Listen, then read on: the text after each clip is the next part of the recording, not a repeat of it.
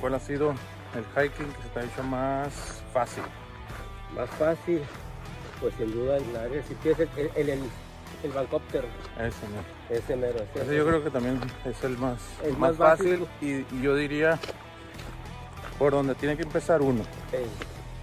Tienes que empezar por el Vancóptero. Y aún así tomos sí recientes, O sea, me acuerdo que cuando lo llegué a hacer, obviamente resentí porque no estaba ni acostumbrado ni familiarizado en hacerlo, ¿no?